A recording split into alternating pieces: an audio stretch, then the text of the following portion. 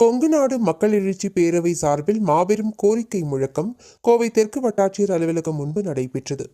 திருமண பதிவின் போது பெற்றோர்களின் கையெழுத்தை கட்டாயமாக்கி அரசாணை வெளியிட வேண்டும் என தமிழக அரசை வலியுறுத்தி கொங்குநாடு மக்கள் எழுச்சி பேரவை சார்பில் மாபெரும் கோரிக்கை முழக்கம் போராட்டம் நடைபெற்றது.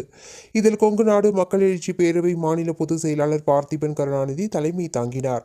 சக்தி சேனா இந்து மக்கள் இயக்க நிறுவன தலைவர் ஸ்ரீ அன்புமாரி ஜி, கொங்கு வேளாள கவுண்டர்கள் சங்கம் ஒருங்கிணைப்பாளர் கொங்கு சி சுகுமார், முக்குலத்தோர் தேசிய கழக நிறுவன தலைவர் SP ராஜா, கொங்குநாடு மக்கள் எழுச்சி பேரவை நிர்வாக குழு மற்றும் வழக்கறிஞர் அணி மாநில தலைவர் மணிகண்டன், பனங்காட்டு படை கட்சி கொங்கு மண்டல பொறுப்பாளர் செல்வ திருமணி நாடார், கோவை மாவட்ட சோழிய வேளாளர் நலசங்க தலைவர் கோவை ரத்னம் பிள்ளை, வெள்ளாளர் முன்னேற்ற கழக மாநில துணை பொதுச் செயலாளர் CR ராஜ்குமார், தமிழக வெள்ளாளர் பேரவை நிறுவன தலைவர் RV ராம் கணேஷ், நாராயணசாமி நாயுடு, விவசாயிகள் சங்க மாநில தலைவர் AS பாபு, தமிழ்நாடு வீரக்கொடி வேளாளர் இளைஞர் பேரவை நிறுவன தலைவர் தங்கரெங்கராஜ், வீரக்கொடியார் வேளிர் மகளிர் கட்சி நிறுவன தலைவர் மா சுப்பிரமணியன் ஆகியோர் சிறப்புரை வழங்கினர்.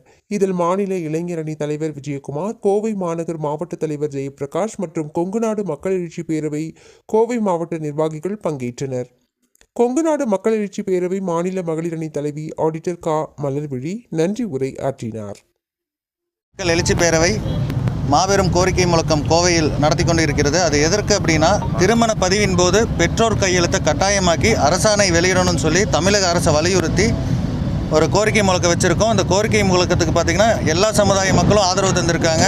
முக்குலத்தோர் தேசிய கழகத்தின் நிறுவன தலைவர் SP ராஜாண்ணன் அவர்கள், கொங்கு வேளாள கவுண்டர்கள் பேரவையின் நிறுவன தலைவர் சுகுமார் அவர்கள், சக்தி சேனா இந்து மக்கள் இயக்கத்தின் தலைவர் அன்புமாரிஜி அவர்கள், வெள்ளாளர் முன்னேற்ற கழகத்தின் பொதுச் செயலாளர் அண்ணன் ராஜ்குமார் அவர்கள், அதே போன்று பல நிர்வாகிகள், அந்த விவசாய சங்கத்தின் நிறுவன தலைவர் AS பாபு அவர்கள் எல்லாருமே சேர்ந்து எங்களுக்கு முழு ஆதரவு கொடுத்துருக்காங்க. இந்த கோரிக்கை முழக்கம் அதோட கோரிக்கை முழக்கத்தோட வழிகள் என்னங்கிறது எல்லாருக்குமே புரிஞ்சது. அது புதுசாக நாங்கள் எடுத்து சொல்லணும்னு ஒன்றும் இல்லை.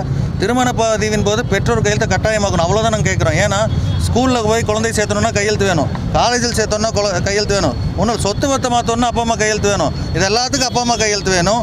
ஏன் திருமண பதிவின் போது அப்பா அம்மா கையெழுத்து வேண்டாங்கிறீங்க? அது மாதிரி ஒரு திருமண பதிவின் போது அப்பா அம்மா கையெழுத்து கட்டாயம் கொண்டு வந்துட்டா நாட்டில் பாதி ஆணவ கொலைகள் குறையும், PCR வழக்குகள் குறையும். இதெல்லாம் எல்லாத்துக்கும் தெரிஞ்ச விஷயம் தான். ஆனால் எந்த ஒரு அமைப்பும் முன்னெடுத்ததை நடத்தலை. அதனால நாங்கள் ஒரு 7-8 அமைப்பு ஒன்றா சேர்ந்து இந்த கோரிக்கை முழக்கத்தை முன் வச்சுருக்கோம். இந்த கோரிக்கை முழக்கம் கண்டிப்பாக வெற்றி அடையும் என்ற நம்பிக்கையில் நான் இருக்கேங்க.